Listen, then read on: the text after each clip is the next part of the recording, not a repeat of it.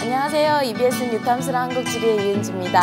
우리가 지금까지 계속 기후에 대해서 잘 배우고 오고 있는데요. 우리가 지금 앞에서는 아주 세세하게 기온, 강수, 바람에 대한 기후 요소 하나하나에 대한 세세한 설명과 그다음에 거기에 대한 공부를 했습니다. 23강부터 26강은요. 우리가 이제까지 배웠던 기후 내용들을 전체적인 약간 좀 스케일이 큰 스케일을 좀 크게 해서 전체적인 그런 큰 흐름 속에서 살펴볼 겁니다. 그리고 오늘부터 배울 내용은 좀 쉬운 내용이에요. 앞에서 배웠던 것보다는 조금 쉽고 여러분들이 일상생활에서 많이 접했던 내용들이기 때문에 부담이 좀 덜할 겁니다. 자, 오늘 배울 23강의 제목이 바로 기후변화와 주민생활인데요.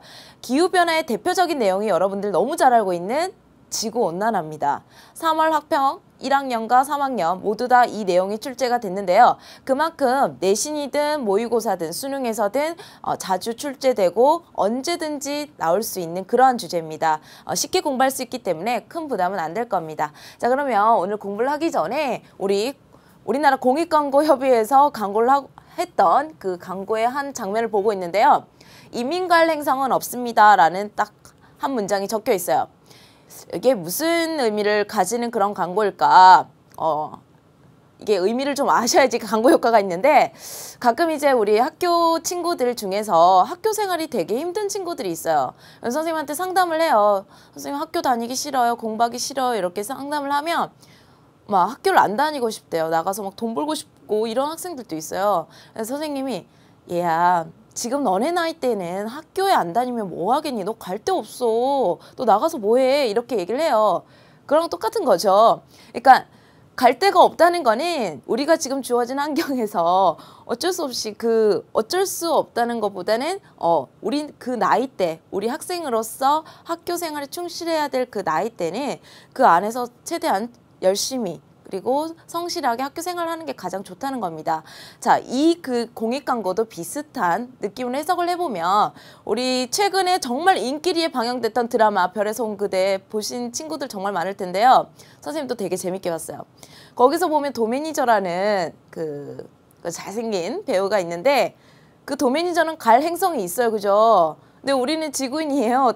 지구에서 태어나서 지구에서 살다가 죽을 지구인이기 때문에 이민갈 행성이 없습니다. 그렇기 때문에 이 광고는 우리가 살고 있는 지구를 잘 지키고 계속 인간이 살기에 그리고 같이 살고 있는 생물들이 살기에 적합한 온도, 기온, 그다음에 뭐 강수 조건을 잘 유지를 해야 우리가 이 지구에서 오래오래 행복하게 살 수 있다라는 것을 나타내는 광고입니다. 그래서 지구온난화를 조금 경계하는 우리가 조심하고 우리 지구를 잘 지키자라는 그런 내용을 담고 있는 거죠.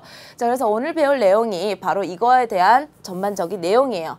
그래서 기후변화가 어떤 의미인지 그야말로 기후가 변화됐다는 의미인데 한번 같이 살펴볼 거고요. 그 다음에 왜 그게 발생하는지 원인을 살펴보고 그 다음에 특징과 영향 그 다음에 이게 1학년 3월 학평에 나왔죠. 대책까지 우리가 어떻게 살아야 되는지 일상생활에서도 우리가 실천할 수 있는 그러한 내용들을 한번 살펴보겠습니다. 그리고 마지막으로 우리가 도시기후에 대해서 살펴볼 건데요. 순서가 조금 우리 뉴탐스러운 교재와는 조금 순서가 바뀐 부분 앞뒤가 조금 바뀐 부분이 있기 때문에 선생님이 한번 설명을 했고요. 전체적으로 기후변화를 먼저 쭉 살펴보고 그 다음에 스케일을 조금 좁혀서 도시기후를 살펴보려고 선생님이 강의 구성을 이렇게 구성을 했습니다. 자, 그러면 오늘 기후변화를 공부할 건데요. 우리 기후가 뭐였어요, 여러분? 우리 기상과 기후는 다른 의미를 가지고 있다. 어떤 면에서, 시간적인 면에서 기상은 단기간에 대한 얘기지만 기후라는 거는 보통 나라들이 30년 이상의 평균을 우리가 기후라고 얘기를 한다 했습니다. 자, 그래서 이 기후 변화라는 건 뭐냐면 이제껏 30년 동안의 평균값, 안 그러면 아주 오랫동안 지켜봤던 기후 현상과는 뭔가 다른 모습이 나타나는 그게 바로 기후 변화라고 설명될 수 있는 내용인데요. 뭐 그런 거를 여러분들이 암기하고 그런 게 아니라 어떤 느낌인지만 아시면 됩니다. 자, 기후변화는요, 사실 자연적으로도 충분히 일어날 수 있어요.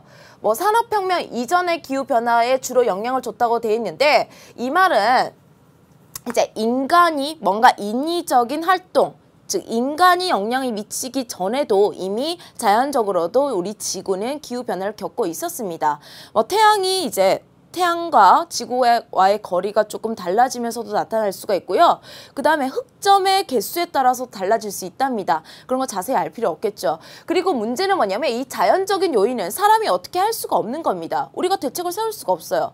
그렇기 때문에 어디에 포인트가 있냐면 인위적인 요인이 좀 더 우리가 관심을 가지고 봐야 될 주요 요인이겠죠. 왜? 인간이 노력만 하면 이 요인들을 줄일 수 있고 그렇기 때문에 이 요인이 좀 감소가 되면 우리가 지구온난화, 기후변화를 조금 극복할 수가 있기 때문에 여기에 포인트가 있습니다.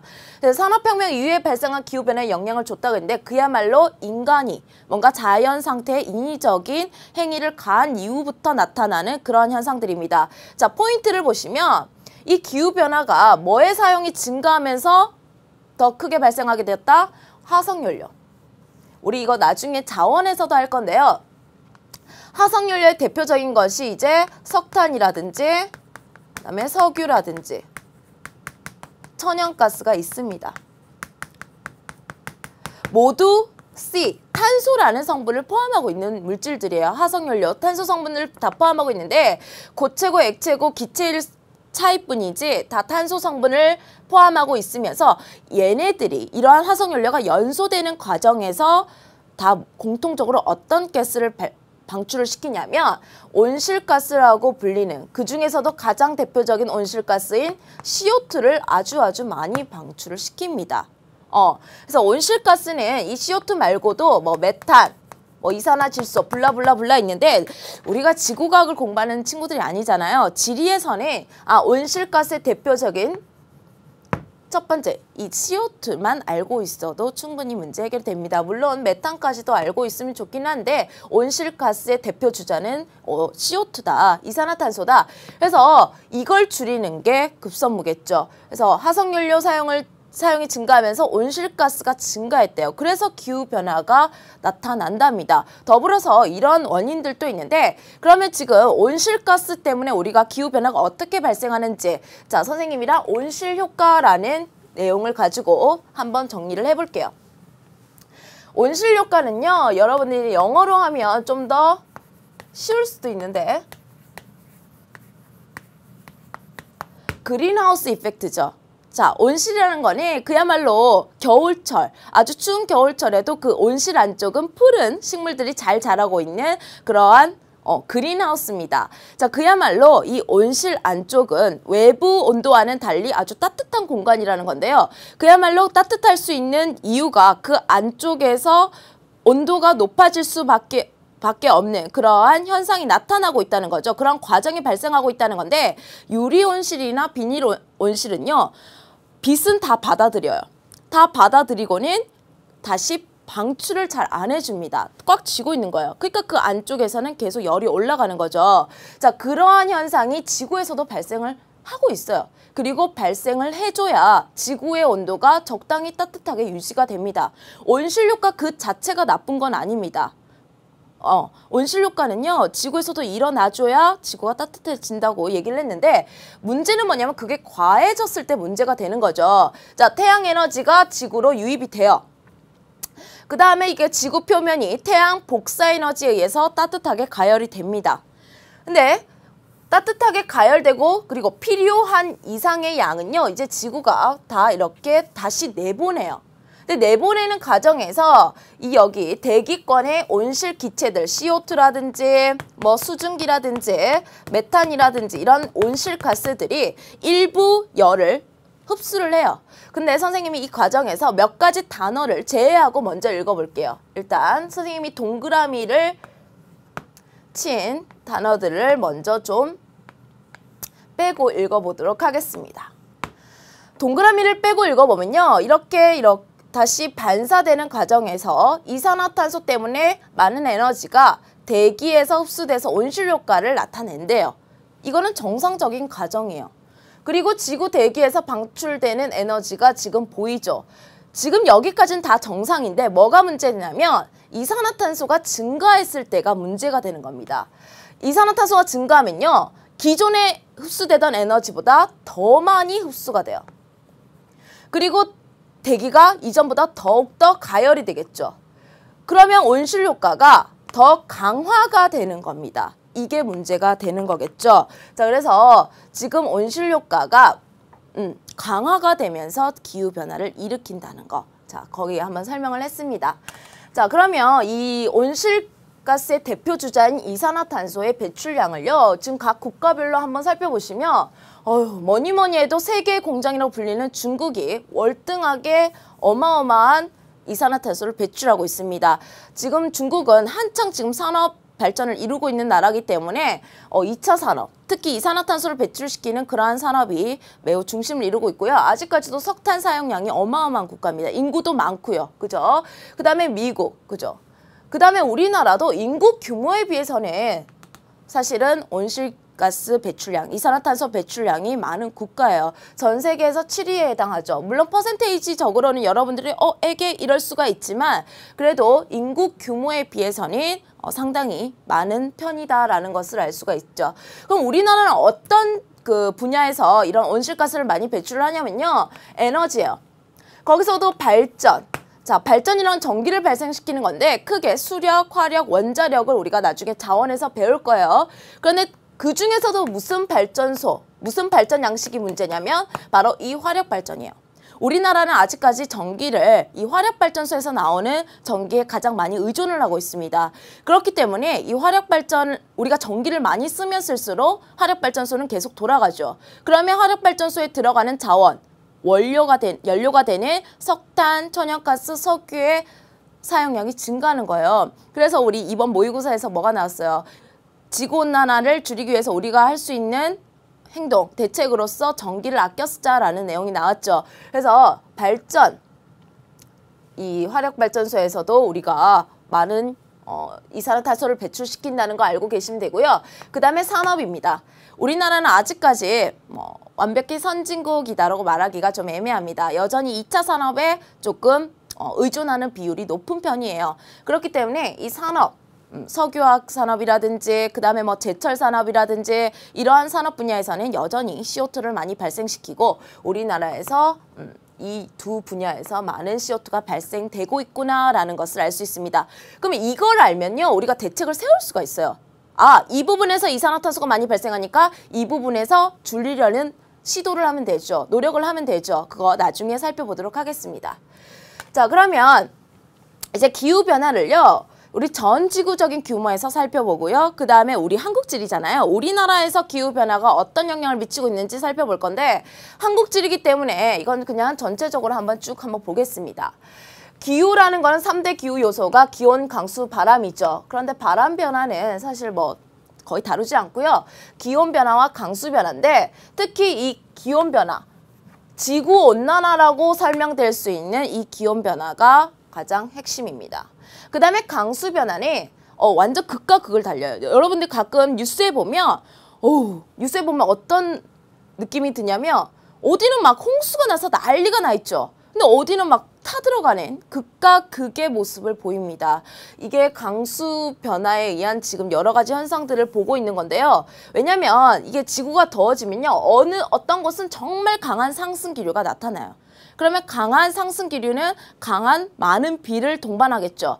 근데 어디가 정말 강한 상승 기류가 발생하면 어디는 또 강한 하강 기류가 발생을 한대요. 그럼 그 지역은 비가 한 방울도 내리지 않는 그 기간이 아주 오랫동안 지속되면서 메말라가는 몇백 년 만에 가뭄 이런 것이 나타난답니다. 그래서 극과 극의 상황을 우리가 지금 전 세계에서 아주 여러 곳에서 자주 뉴스에서 접할 수가 있어요. 그러면 우리가 이 지구적인 측면에서 살펴봤다면 우리나라 기후변화 여기서부터 잘 보셔야죠. 한국지리니까. 여기서부터 잘 보셔야 되는데 우리나라가 어떻게 지금 기온이 변했느냐. 지난 100년 동안을 봤어요. 100년 동안 봤더니 1.7도씨 정도가 상승했습니다. 어떤 친구들은 에게? 이럴 수가 있어요. 선생님 1도, 2도 상승하는 거 별로 느껴지지도 않는데 그렇게 큰일인가요? 라고 말하는 친구들도 있을 수가 있습니다. 하지만 이 1도는요. 생물들에게는 엄청난 변화를 일으키는 그러한 온도예요. 거기다가 지금 우리나라는 세계 평균 상승치보다 2배 가까이 상승 지수가 높습니다. 세계의 기온 상승률보다 훨씬 빠르게 상승하고 있죠. 그래서 문제가 되는 건데, 자, 이 기온 변화가 어떤 영향을 주는지 뒤에서 결과로서 한번 살펴보도록 할게요. 그 다음에 강수 변화 한번 볼게요. 우리나라는요, 일단 살펴보니까 비가 내리는 날 자체는 줄었답니다. 1년 365일 중에 오히려 강수일수는 줄었대요. 그런데 연 강수량은 증가했대요.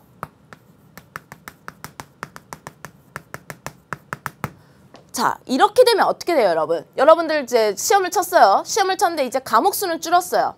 그런데 내 총점은 더 높아졌어, 이전보다. 그럼 내 평균 점수가 어떻게 되죠? 평균 점수가 오르죠. 자, 그만큼 그것처럼 이렇게 되면 하루 동안 내리는 일일 평균 강수량을 해보면요, 오히려 증가를 합니다. 자, 그러면 이게 무슨 의미냐면 하루에 집중적으로 내리는 강수량이 오히려 강수량이 많아졌다는 거죠. 한꺼번에 비가 내리는 현상을 우리가 뭐라 그래요? 호우, 집중호우 일수는 오히려 어떻게 됐다는 거? 더 오히려 증가했다는 걸 알 수 있습니다. 비가 적당히 나눠서 올 때는 별 문제가 안 되지만 뭔가 한꺼번에 일어나면 문제가 발생할 수 있다. 자연재해로 이어질 수 있다. 그렇게 말씀을 드렸죠. 그렇기 때문에 오히려 강수일수는 줄었지만 연강수량은 이전보다 증가했기 때문에 이런 집중호우 발생 빈도는 높아졌다. 그래서 나타나는 문제점들이 있겠죠. 자연재해까지 쭉 이어서 우리가 공부를 해볼 겁니다. 자, 그 다음에 이 또 탐스런 자료, 좋은 자료들이 있는데요. 자, 천천히 한번 분석해 보도록 할게요. 모의고사에 나왔었던 자료고요. 기존 교과서에도 실려 있었던 자료입니다. 자, 일단 우리나라 남한에서 전체적으로 이 기간 동안에 얼마나 기온이 상승했냐라는 것을 보여주는 자료입니다. 빨간색에 가까우면 가까울수록 기온 상승률이 높은데요. 사실 지금 보니까 기온은 원래 위도의 영향을 많이 받잖아요. 근데 지금 보면 사실 그 위도의 영향보다는 어디가 중심으로 좀 더 포인트들이 보이죠? 빨간색들만 보면 서울 주변, 대전, 대구, 강주 주변, 울산, 부산 주변, 우리나라 어떤 도시들? 대도시들을 중심으로 기온 상승률이 더 높았다는 것을 알 수가 있습니다. 그리고 전반적으로도 거의 다 상승을 했어요. 아주 일부 지역을 빼고는 거의 다 상승을 했다는 것도 알 수가 있죠. 자, 그러면 나중에 하겠지만 이 대도시 지역은 왜 더 기온 상승률이 높냐면 지구온난화라는 온실효과가 강화됐다는 것에다가 플러스 뭐가 됐냐면 도시 기후 자체에서 열섬현상까지 가세를 하면서 더 상승률이 높은 거예요. 자, 그래서 이것도 나중에 살펴볼게요. 그 다음에 파란 색깔 아열대 기후구. 먼저 2001년부터 2010년 사이에 아열대 기후구라고 분류될 수 있는 한계선이 이 정도였어요. 아열대는 이제 열대 기후 비슷한 그런 기후를 아열대 기후라고 그러는데 우리나라가 2041년, 즉 한 40년 뒤가 되면요. 아열대 기후라고 분류될 수 있는 경계선이 훨씬 더 어떻게 돼요? 북쪽으로 상승을 하죠. 그만큼 우리 한반도가 점점점 기온이 상승하고 있다는 그러한 내용이고요. 그 다음 이 내용은 되게 쉬워요, 여러분. 이거 뒤에서도 문제가 나오는데 먼저 여름, 겨울을 기준으로 이 자료를 살펴볼 겁니다. 자, 1월 1일부터 365일, 12월 31일까지 그날의 평균 기온을 측정을 해본 거예요. 1월 1일부터 쭉 측정을 했더니 우리가 이렇게 약속을 한 거죠. 그날의 평균 기온이 5도씨보다 낮으면 우리가 겨울이라고 하자. 겨울이라고 하자. 그럼 여기도 겨울 있고, 겨울 있죠. 그 다음에 이제 그날의 평균 기온이 20도가 넘으면 우리가 여름이라고 하자라고 약속을 한 겁니다. 그러면 이제 여름하고 겨울만 한번 살펴볼게요. 자, 일단 이 1912년 이 기간보다는요. 이 빨간색 기간이 훨씬 더 평균 기온이 어떻게 됐다는 걸 먼저 첫 번째 알 수 있다. 더 높아졌구나. 상승률이 높구나라는 것을 알 수 있습니다. 어느 기간보다? 여름보다. 여름은 그렇게 이 겨울보다는 뚜렷하게 상승하진 않았죠. 물론 상승하긴 했지만 그 다음에 여기를 한번 볼게요. 겨울이 끝나는 지점을 보시면 1912년부터 이 파란색 기간은 이쯤에서 겨울이 끝나요. 그런데 우리 2000년대에 들어서니까 겨울이 이전보다 훨씬 더 어떻게 끝나죠? 훨씬 겨울이 빨리 끝납니다. 이 말은 뭐냐면 봄이 빨리 온다는 거예요. 그죠? 그 다음 여름도 한번 살펴보면 여름엔 이거죠. 지금 옛날에 여름 기간이 이거였다면 지금 빨간색은 어떻게 됐냐면 이전보다 시기는 시작이 더 왼쪽으로 갔고요. 끝나기는 또 더 뒤로 밀려났어요. 아, 이전보다 여름이 어떻게 되고 더 빨리 시작되고 더 늦게 끝나는구나. 그래서 확인을 해볼게요. 여름 일수가 이전에 비해서 아주 어떻게 됐다? 증가했죠. 그죠? 자, 그래서 이런 내용들. 아, 여름 일수는 증가하고 겨울 일수는 또 많이 줄었구나. 거기. 왜? 지구온난화 때문에. 이런 내용입니다. 지구적인 측면에서 그러면 그 결과를 먼저 살펴볼게요. 우리 지금 지구적인 측면, 우리나라적인 측면에서 지금 어떠한 현상들이 일어나고 있는지 그 변화를 살펴봤다면 그 결과 어떻게 되고 있는지. 자, 이 지리는 사실 결과를 좀 더 중시하죠. 시험 문제는 지구온난화가 돼서 그 결과 어떤 일이 발생하는데? 라는 문제가 더 많이 나옵니다. 그리고 최근에는 대책까지 우리가 어떻게 이것을 해결할 수 있을까? 라는 대책까지도 많이 물어보죠. 자, 그러면 지구적인 영향, 해수면 상승이에요.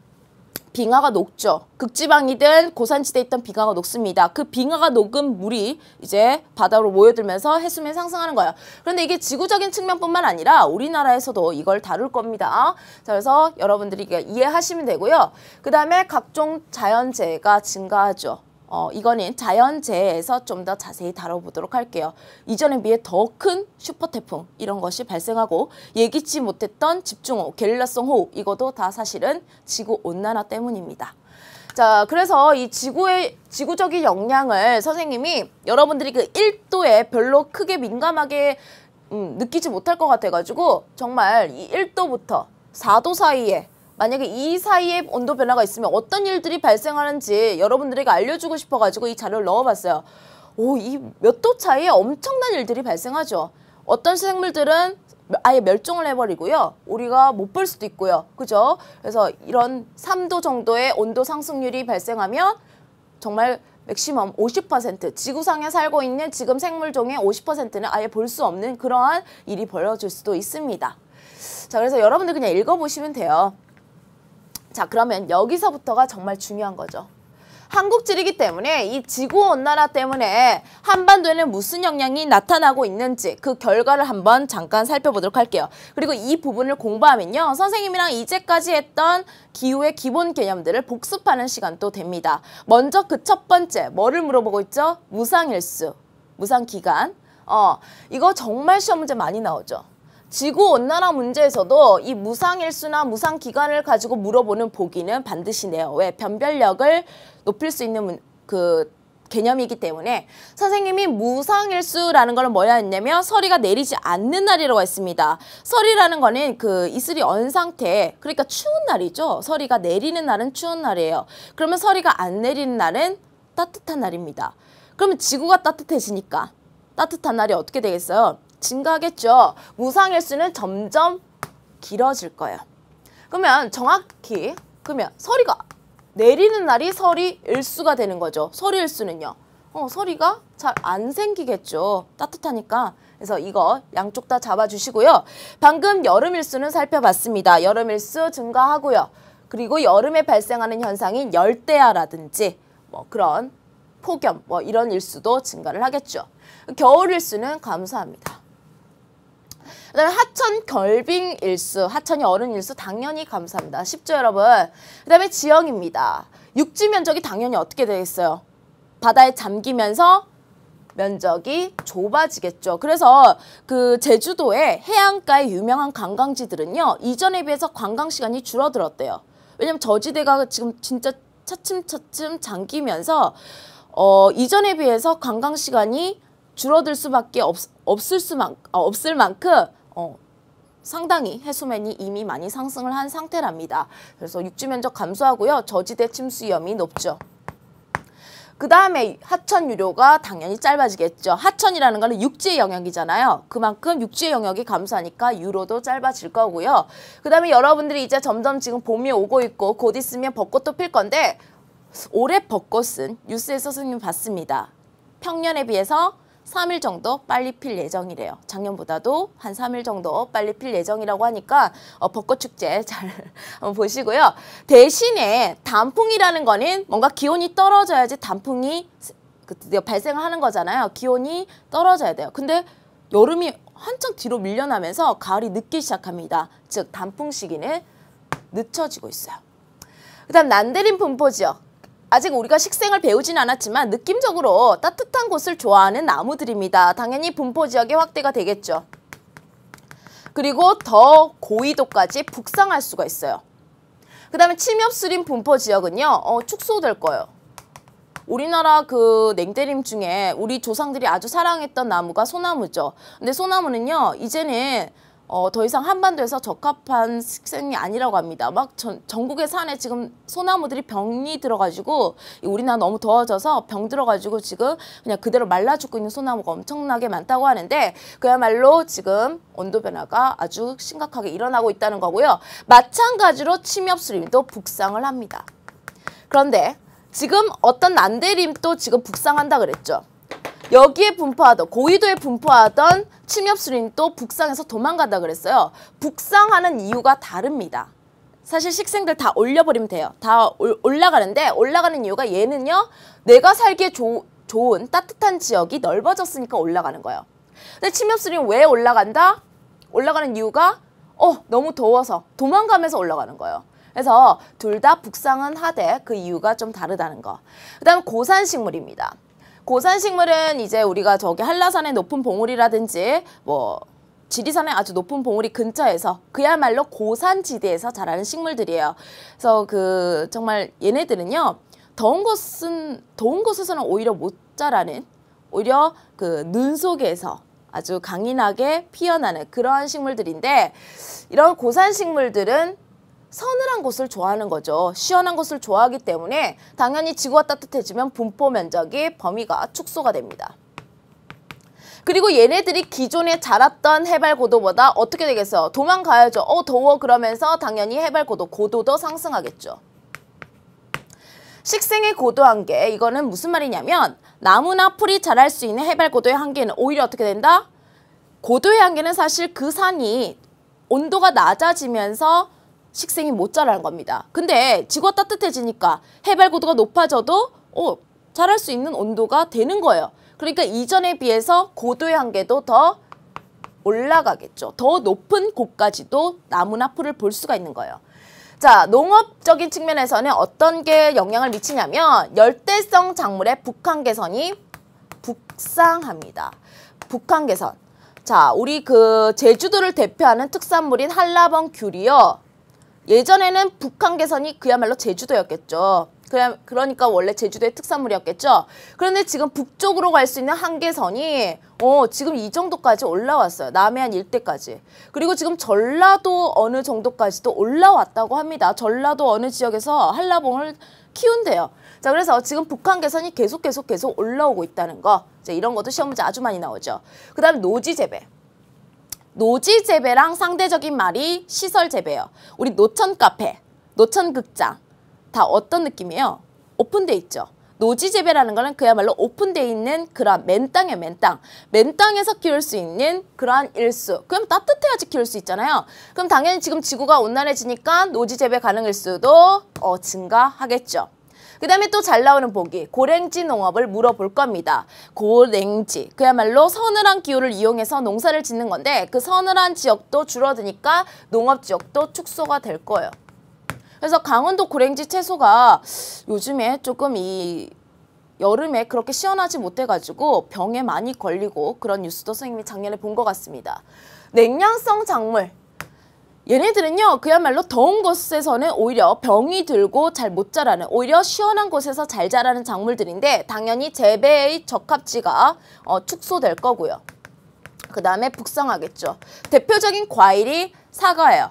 사과가 예전에는 이 경상북도 지역에서 아주 유명했거든요. 물론 지금도 유명하지만 최근에는 강원도 지역에서 사과 과수원이 증가하고 있답니다. 그 다음에 병충해 발생 빈도도 증가할 거고요. 그에 따른 전염병 발생 빈도도 증가하겠죠. 그래서 요즘에 그 애기들이 그 국가에서 맞춰주는 그 예방접종 같은 거 보면 예전에 그 선생님이 애기 때 맞았던 그 예방접종 종류보다 훨씬 더 많아졌어요. 그야말로 여러 가지 열대성 풍토병 같은 것도 증가하고 있고요. 그 다음에 앞으로도 여러 가지 우리가 예측하지 못했던 병들이 발생할 수 있는 가능성이 매우 높습니다. 뭐 쯔쯔가무시병 이런 거 들어봤나요, 여러분? 말라리아. 사실은 그 열대기후 지역에서 아주 잘 일어나는 그러한 그 병인데 이제는 우리나라에서도 발생 빈도가 매우 높게 됐다는 거. 그래서 여러 가지 예들을 지금 보고 있는데 또 아직 남았죠, 여러분. 자, 난류성 어족. 그야말로 따뜻한 물을 좋아하는 고기들은 증가합니다. 한류성 어족은 감소하겠죠. 난류성 어족의 대표적인 게 여러분들이 이제 등푸른 생선들 생각하면 돼요. 고등어라든지 뭐 꽁치 뭐 이런 거. 그다음에 오징어 뭐 그런 것들이고요. 한류성은 뭐 이건 좀 기억을 해두는 것도 괜찮아요. 명태, 대구 이런 게 한류성 어족의 대표적인 거죠. 그래서 한류성 어족도 이전에 비해서 이게 너무 이제 더워지다 보니까 저쪽으로 다 도망가 버렸죠. 명태가 원래 동해에서 아주 유명한 고기였는데 지금 거의 다 러시아산 명태만 먹고 있습니다. 선생님이 그 광고를 본 적 있어요. 살아있는 명태를 잡아오면 시중가의 10배를 보상해드리겠다고. 그만큼 명태가 요즘에는 잘 안 잡힌다는 거. 일단 난방비는 어떻게 될까요, 여러분? 난방비. 지금 더워졌으니까 이즈라엘에서 난방비는 줄겠죠. 좋아할 때가 아니에요. 대신 냉방비가 어마어마하게 듭니다. 그리고 이전에 비해서 김장 시기를 늦출 수가 있는 겁니다. 왜? 배추가 아주 12월 말까지도 자랄 수가 있을 거니까 오히려 한 몇십 년 뒤는 김장 안 할 수도 있어요. 왜? 사계절 내내 배추를 우리가 먹을 수 있는 시기가 올 수도 있어요. 물론 좋은 건 아니지만 그럴 수도 있기 때문에 김장 시기 늦춰진다는 거 알아두시면 되고요. 이거는 앞에서 했습니다. 저지대 침수 위험 높아지고 거기에 따라 또 앞에서 선생님이 강수 일수는 줄었지만 연강수량이 증가하면서 집중호우 일수는 증가했다. 그러면서 홍수 발생 빈도 위험성이 높아졌다.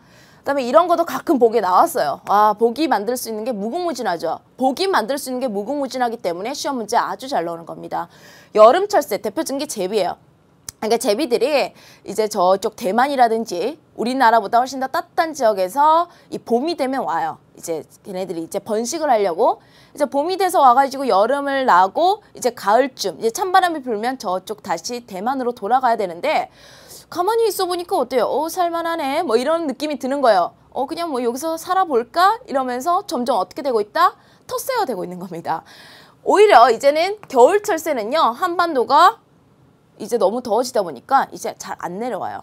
그래서 여름철새는 텃세가 되고 있고 겨울철새는 우리 개체수가 감소하고 있다. 이런 것도 알아두시면 좋습니다, 여러분. 자, 그래서 이 앞에서 살펴봤던 것을 선생님이 우리 그 유탐스러운 자료를 가지고 한번 정리를 같이 한번 해볼게요. 지금 한라봉이죠? 한라봉이 지금 저쪽 충주까지 올라갔죠. 그래서 이제 제주도는요 이것 때문에 좀 민감하다고 해요. 안 그래도 FTA 때문에 외국 농산물들이 엄청 싸게 들어와서 얘가 한라봉이 원래 오렌지랑 막 경합을 벌였죠. 오렌지랑 막 싸웠는데 이제는 제주도가 외국뿐만 아니라 해외뿐만 아니라 국내 경쟁도 벌여야 될 그러한 상황에 처했습니다. 그 다음에 이제 냉량성 작물의 사과. 지금 기존에 이제 대구라든지 원래 대구미인, 사과미인이라 그러잖아요. 대구 주변에 잘 이렇게 특산물이었던 사과가 지금은 저 북쪽으로 더 올라갔다는 거. 일교차가 끄고 원래 시원해야지 사과가 단단하고 아주 육질이 단단하고 좋은 상품이 된다고 하는데 이제 여기는 너무 더워서 사과 그 육질이 별로 좋지 않다고 합니다. 자, 그래서 이런 거 한번 살펴봤고요. 둘 다 올라간다 그랬죠. 난대성이든 냉량성이든 올라가는데 이유가 다르다는 거 정리하시면 됩니다. 그 다음에 이제 우리나라 그 주변 수역에서 잡히는 물고기들이에요. 어종들인데 우리가 뭐 이 어종들이 이게 난류성인지 한류성인지 뭐 한 마리 한 마리 다 알 필요는 없지만 이 노가리 명태가 명태 새끼가 노가리예요. 선생님도 그 노가리 듣기만 했지 노가리가 무슨 고기인지 사실은 몰랐거든요. 찾아보니까 그 명태 애기래요. 아무튼 얘네들은 한류성이죠. 그런데 지금 2000년대에 보니까 노가리 명태 지금 안 보여요. 그죠? 3대 어종에서는 안 보입니다. 이게 대표적인 오징어, 난류성 어종의 대표적인 게 오징어인데 지금 오징어가 어때요? 거의 절반 이상을 차지하고 있다. 동해 수온이 엄청나게 상승했구나. 우리나라 주변 수역 상승률보다도 더 높게 상승을 했죠. 그 다음에 지금 남해안도 마찬가지입니다. 기존에 난류성 어종인 멸치가 더 많이 잡히고 있고요. 고등어, 이것도 대표적인 난류성이죠. 오징어. 심지어 어제 뉴스에 선생님이 어제 화이트데이였는데 뉴스를 보니까 제주도 근해에서 참치가 8억 원어치가 잡혔대요. 참치가. 원래 그 배가 고등어 잡으러 나갔다가 대박을 맞은 거예요. 원래 참치는요, 선생님 기억으로는 이 유명한 참치 회사가 있는데 맨날 그 광고 보면 원양어선이 저쪽 먼 바다 가는 그런 광고였어요. 저쪽 멀리, 어디 멀리냐면 적도 근처 바다. 그러니까 적도 근처까지 가야 이 참치들, 다랑어가 많은데 최근에는 이 참치들이 어디까지 올라왔다? 제주도 근처까지 올라왔다는 겁니다. 그만큼 수온이 많이 높아졌다는 건데, 뭐 물론 잡으신 분들은 좋으셨겠죠. 이게 고등어랑 참치를 비교할 수는 없거든요. 이 가격이라든지 뭐 그죠? 하루 만에 8억 원치를 잡았으니까 대박인데 그만큼 지구 수온이 많이 상승했다는 겁니다. 그래서 더 이상 이제 원양어선이 아니라 몇 년 뒤면 참치도 근해에서 잡히는 익숙한 어종이 될 수도 있습니다. 그죠? 자, 그 다음에 이제 개화일이에요. 개나리, 진달래, 벚꽃, 이런 봄철, 봄을 알리는 꽃들도요. 지금 개화 시기가 어떻게 되고 있냐면 다 전체적인 추세선이 떨어지고 있죠. 4월 달에 피던 꽃들이 지금 3월 달에 피고 있다는 그런 거 볼 수 있습니다. 가끔 정신없는 개나리들은 2월 달에도 보이기도 하죠. 그만큼 지금 한반도의 기온이 많이 변화하고 있다는 겁니다. 제주도의 열대야 일수. 자, 그러면 우리 열대야라는 거 한번 살펴보기 전에 열대야 한번 복습해 볼까요? 선생님 가끔 이 열대야의 개념은 가끔 시험 문제 나온다 그랬죠? 어떤 날을 열대야라고 한다? 그날의 최저기온. 그날의 가장 낮은 기온이요. 몇 도씨 이상인 날? 25도씨 이상인 날입니다. 그러니까 높은 기온은 뭐 둘째 치고 가장 낮은 기온을 보더라도 25도씨 이상이니까 얼마나 더운 날인지 아시겠죠? 그 열대야가 지금 점차 증가하고 있는 추세다. 그냥 편안한 그런 기분 아주 쉬운 자료였습니다. 그러면 이러한 상황을 우리는 그냥 놔두고만 볼 것인가?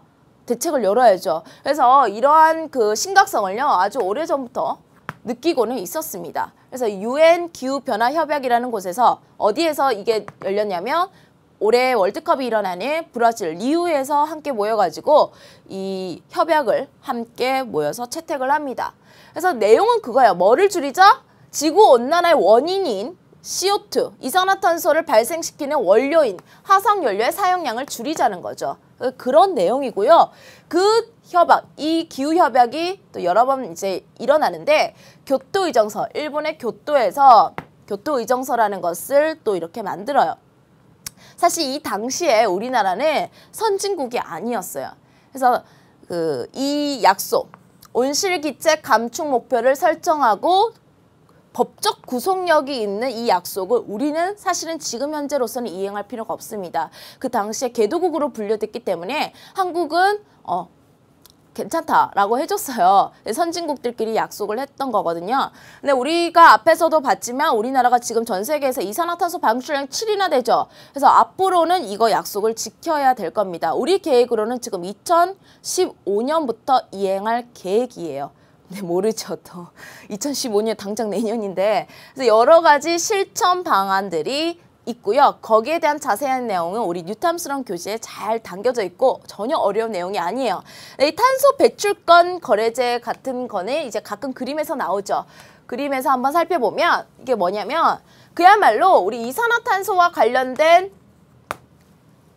그 이산화탄소를 배출하는 과정에서 거래를 하는 겁니다.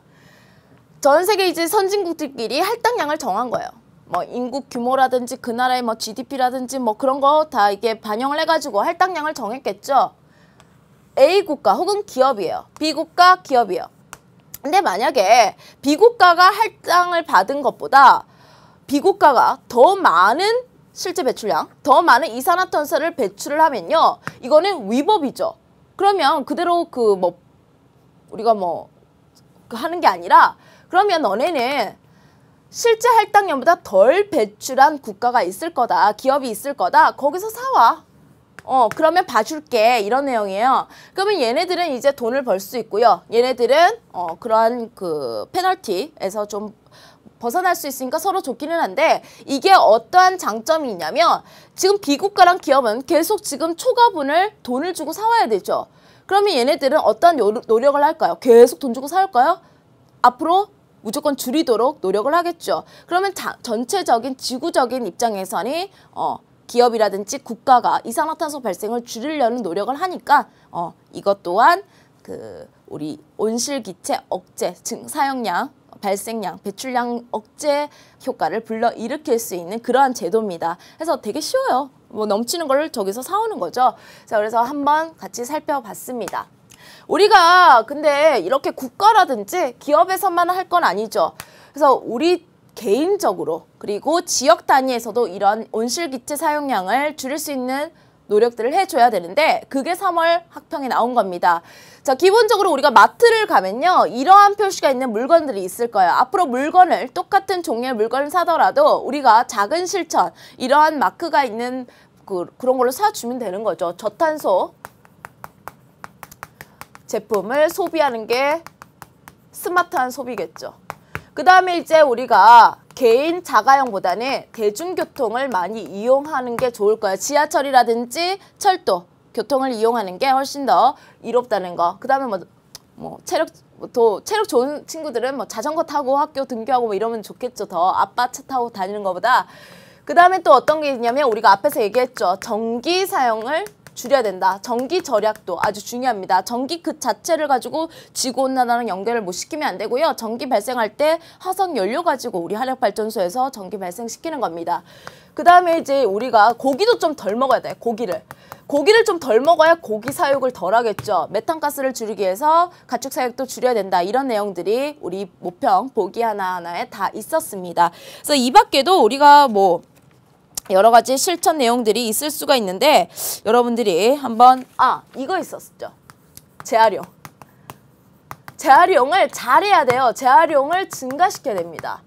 한 번 쓰고 버리면 안 되고 재활용을 잘해야 되고 선생님 학교가 이번에 재활용 시범 학교라 가지고 그 담당이 또 선생님이 됐어요. 선생님이 제일 못하는 게 청소인데 지금 부담이 엄청납니다.